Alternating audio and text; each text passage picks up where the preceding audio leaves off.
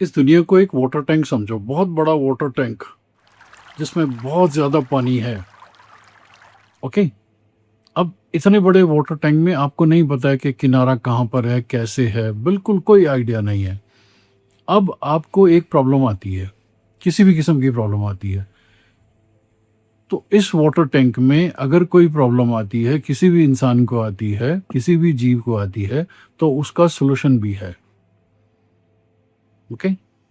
अब आपको कोई प्रॉब्लम आई, आपको बीमारी लग गई, आपको फाइनेंशियल लॉस हुआ या कुछ भी हो गया या रिलेशनशिप खराब हो गया, तो उसका सॉल्यूशन भी इसी वाटर टैंक में है। सिर्फ आपको ढूंढने की ज़रूरत है।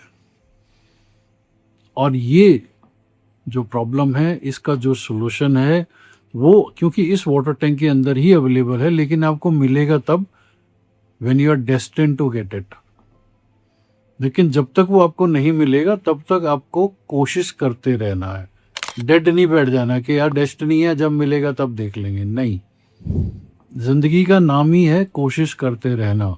तो कभी भी कोई प्रॉब्लम आती है, आप जो भी करते हो, आप पंडित जी के पास जाते हो, साइकोलॉजिस्ट के पास जाते हो, किसी के पास भी जाते हो, कुछ भी आप करवाते हो, ये सारी चीज़ें जो है थोड़े टाइम के लिए, वो जो गैप है, जब ये प्रॉब्लम आई और जब ये सॉल्व होगी, उसके बीच का जो गैप है, उसको थोड़ा लाइटन करने के लिए ये सारी चीज़ें हैं, ताकि आप उस प्रॉब्लम के बारे में सोच सोच करके ज़्यादा परेशान ना हो जाओ।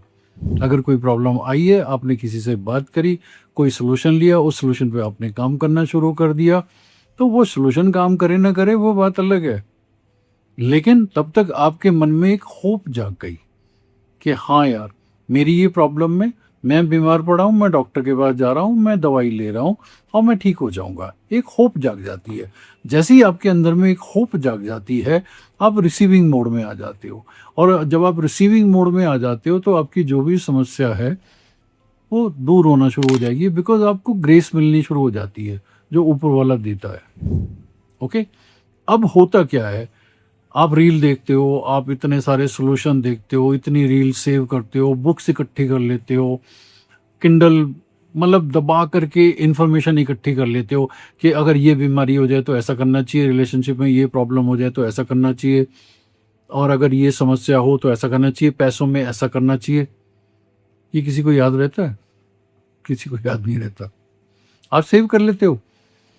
और एक बात मैं और बताऊं, 90% टाइम में जो जो चीजें आपने सेव की हैं कि पेट की समस्या हो तो ऐसा करना चाहिए, ये वाला इशू हो तो इसको ऐसा करना चाहिए, भाई वो इशू आएगा ही नहीं। देख लो, मेरे ऊपर मत विश्वास करो, अपनी लाइफ में देख लो। अभी तक आपने मान लो 100 रील सेव करी कि इसका ये इलाज है, इसका ये इलाज है, इसका ये इलाज है, उसमें से कितनी रील आपके काम आई? और अगर आपको ये भी याद रहा कि यार ये बीमारी का इलाज मैंने एक रील में सेव कर रखा है, इस प्रॉब्लम का सलूशन मैंने इस रील में सेव कर रखा है, वो कमअख्त रील ही नहीं मिलेगी। Whenever you are destined कि वो चीज ठीक हो जाएगी, तभी वो रील मिलेगी, तभी आपको राइट दवाई मिलेगी। अब इसके पीछे क्या चक्कर है, इसको समझो। हम इस दुनिया में आते हैं, प्रकृति चाहती है कि इस दुनिया में जो कुछ भी है उसको हम समझें। क्या बीमारी है, क्या रिलेशनशिप प्रॉब्लम है, क्या अच्छा है, क्या गंदा है, क्या खराब है, क्या सही है, हर चीज को हम समझें। ओके। अभी एज ऑफ नाउ कई चीजें आपको पसंद है, कई चीजें आपको पसंद नहीं है, कई चीजों से आप नफरत करते हो। ओके। प्रकृति जब तक आपको इस धरती पे रखेगी, वो आपको उन सब परिस्थितियों से गुजारेगी जब तक आपके मन में उस चीज को लेकर के जो भी परसेप्शन है वो ना चेंज हो जाए।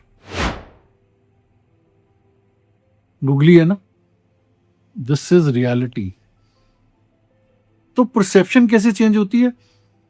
अब हम पढ़ते रहते हैं, पढ़ते रहते हैं, पढ़ाई करते हैं, रील देखते हैं, जो कुछ भी करते हैं, द वे ऑफ स्टडी जो भी है, और हम हर चीज के बारे में सीखना शुरू कर देते हैं। ये बीमारी हो तो ऐसे करते हैं, ये सोल्यूशन, ये इशू हो तो इसको ऐसे करते हैं, ये ऐसे करते हैं। और जो जो इन्फॉर्मेशन को हम रिसीव कर लेते हैं, एक्सेप्ट कर लेते हैं कि हाँ यार ये इसके लिए ठीक बात है, वो हमारे सबकॉन्शियस माइंड में चली जाती है, और वो चीज़ जो सबकॉन्शियस माइंड में चली जाती है, वो प्रॉब्लम 90% चांसेस हैं आपको नहीं होगी। आपको वो प्रॉब्लम होगी जिसका आज तक आपको सोल्यूशन नहीं मिला है। ओके, पुराने जमाने में पता नहीं किसने ये कहा था कि कुछ भी करने से अपने मन में एक खाका बनाओ। मैं पहले ऐसे करूंगा, फिर मैं ऐसे करूंगा, फिर ऐसे बात करूंगा, फिर इस प्रोजेक्ट में मैं ये करूंगा, ये करूंगा, ये करूंगा। आप लोग भी ऐसे ही करते होंगे ना, एक मेंटल एक बना लेते हैं पूरा ग्राफ के ऐसे ऐसे ऐसे हम करेंगे। कितनी बार ऐसा हुआ है कि जैसे आपने मेंटल ग्राफ बनाया था, मेंटल एक प्लानिंग की थी, चीजें उसी के हिसाब से हुई हैं। 2%, 3%, 97% उस हिसाब से होती ही नहीं है भैया। सिचुएशन ही चेंज हो जाती है, कुछ और ही हो जाता है। ऐसा क्यों होता है, इसी बात को समझो।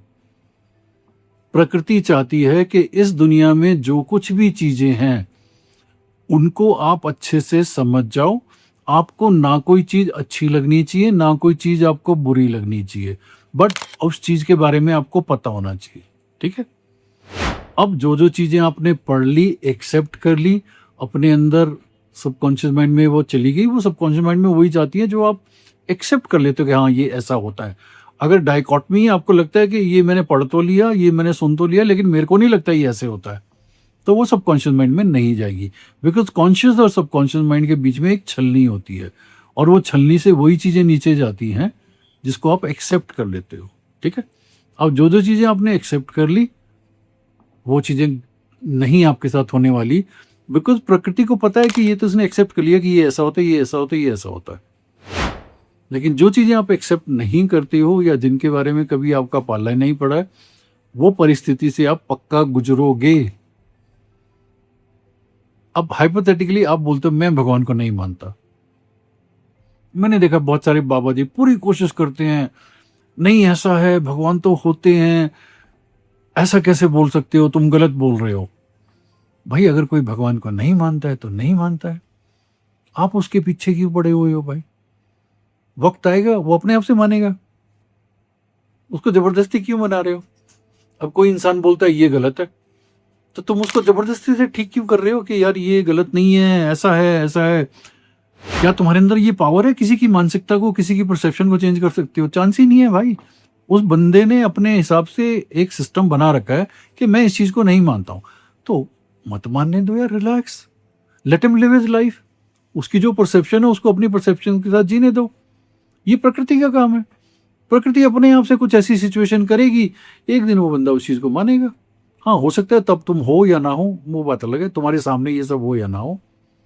तो कभी भी किसी की परसेप्शन को चेंज मत करो, अवेयरनेस को बढ़ा दो कि देखो भाई ये ऐसा होता है। जैसे मेरे मैक्सिमम रील्स में ये होता है कि भाई शादी करनी बहुत जरूरी है, तुम्हें शादी करनी पड़ेगी। अब 90% आजकल की जनरेशन वो कहते हैं हम नहीं शादी करेंगे, हम तो अकेले रहेंगे, पैसे कमाएंगे, ये करेंगे, वो करेंगे। हाँ तो ठीक है भाई, अच्छी है, तुम्हारी परसेप्शन है, लेकिन थोड़ा सा जान लो फीमेल्स क्या होती हैं, मैरिज के बाद क्या क्या इश्यूज आते हैं, थोड़ा सा जान लो, अवेयरनेस तो बना लो ना। बस अवेयरनेस बना लो, ताकि अगर कल को जरूरत पड़े इस्तेमाल कर लेना। बाकी तो यार आपकी लाइफ है, आपकी परसेप्शन है। Who am I to change your perception? कोई किसी की परसेप्शन नहीं चेंज कर सकता भाई। तो इस दुनिया में अगर आए हो, आपको इस दुनिया में जो कुछ भी है वो समझना पड़ेगा, सीखना पड़ेगा, उस चीज को अंदर डालना पड़ेगा। किताब पढ़ करके, किसी चीज को सुन करके अगर आप रिसीव कर लेते हो तो वो आपके अंदर चली जाती है। तो जो अनटच्ड पोर्शन है, जो चीजें अभी तक आपने सीखी नहीं है, उस तरफ आपका जीवन जाना शुरू हो जाएगा। जो चीजें आपने सीख ली हैं, जो रील देख ली है, आपको लग गया अच्छा ये ऐसे होता है, इस बीमारी में तो हमें ये खाना होता है, मैं क्या लिख के देता हूँ, वो बीमारी नहीं होगी तुम्हें यार। 95-96% है, वो होगी नहीं।